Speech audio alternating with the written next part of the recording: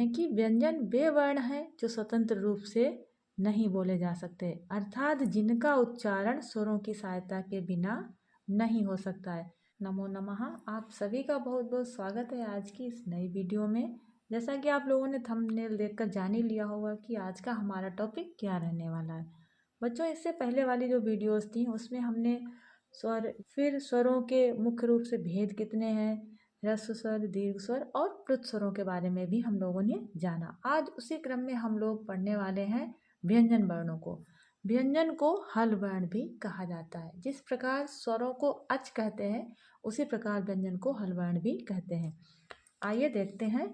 अन्वग भवति व्यंजनम, अर्थात वे वर्ण जो स्वरों का अनुसरण करते हैं, यानी कि स्वरों का पीछा करते हैं, स्वरों के पीछे पीछे चलते हैं। तो सरल शब्दों में हम कह सकते हैं कि व्यंजन वे वर्ण हैं जो स्वतंत्र रूप से नहीं बोले जा सकते, अर्थात जिनका उच्चारण स्वरों की सहायता के बिना नहीं हो सकता है। जैसा कि आप लोगों ने भी देखा होगा कि कोई भी वर्ण जब लिखा जाता है तो उसके नीचे हलंत लगता है, जो व्यंजन वर्ण होते हैं, इसीलिए उन्हें अर्धमात्रिक कहा जाता है। और जब उनमें कोई स्वर मिल जाता है तो उनका अस्तित्व पूरा हो जाता है, यानी कि व्यंजनों का अपना कोई अस्तित्व नहीं है जब तक उनके साथ कोई स्वर नहीं मिलता है। तो व्यंजन वर्णों के मुख्य रूप से 3 भेद बताए गए हैं। कौन कौन से? स्पर्श व्यंजन, यहाँ पर वर्ण लिखा है तो आप व्यंजन पढ़िएगा। स्पर्श व्यंजन, अंतस्थ व्यंजन और ऊष्म व्यंजन। अब देखिए इनके मुख्य भेदों को किस प्रकार विभाजित किया गया है और कौन कौन से वर्ण उसमें आते हैं। व्यंजन के मुख्य भेद में सबसे पहला भेद जो है स्पर्श व्यंजन। देखिए, कादयो माँ बसाना स्पर्शा। का आदयो अर्थात का आदि अर्थात प्रारंभ में है, माँ अवसाना और माँ वर्ण जो है अवसान अर्थात अंत में है, तो वे वर्ण कहलाते हैं स्पर्श वर्ण या स्पर्श व्यंजन। कादयो माँ बसाना स्पर्शा। इसमें जो है कुल मिलाकर 25 वर्ण आते हैं। जैसे कि स्पर्श व्यंजन जो है इनको 5 वर्गों में विभाजित किया गया है। का वर्ग, चा वर्ग, टा वर्ग, ता वर्ग और पा वर्ग। इन्हीं का दूसरा नाम या लघु नाम इनको कु, चु, टू, तु, पु भी कह सकते हैं। ठीक है। जैसे का वर्ग में का, खा, गा, घा, अंगा। चा वर्ग में चा, छा, जा, झा, इया। टा वर्ग में टाठा, डाढ़ा, अणा। ता वर्ग में ताथा, दाधा, ना और पा वर्ग में पाफा, बाबा, माँ वर्ण आते हैं। तो इनकी कुल संख्या हो गई 25 और इन्हीं को स्पर्श व्यंजन कहा जाता है। अब आप सोच रहे होंगे स्पर्श इनका नाम क्यों पड़ा।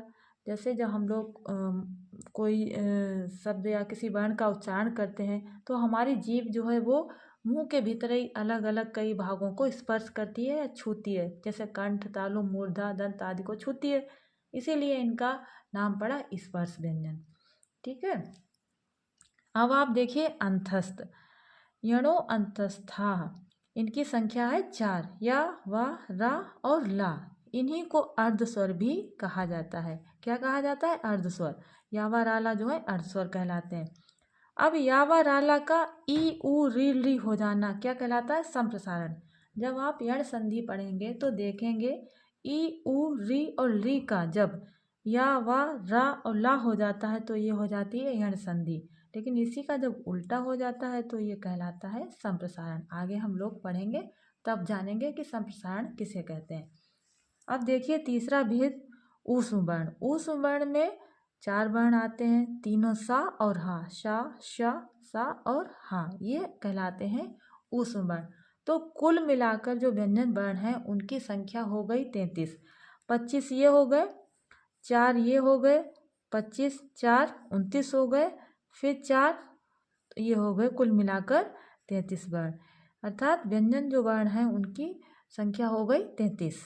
अब देखिए व्यंजन के मूल रूप से 3 भेद बताए गए हैं। कौन कौन से? स्पर्श व्यंजन, अंतस्थ व्यंजन और ऊष्म व्यंजन। पर कुल भेद जो है 4 होते हैं। आइए जो चौथा भेद है वो भी देखते हैं। व्यंजन का अन्य भेद, इसको कहते हैं संयुक्त व्यंजन या इसको मिश्रित व्यंजन भी कह सकते हैं।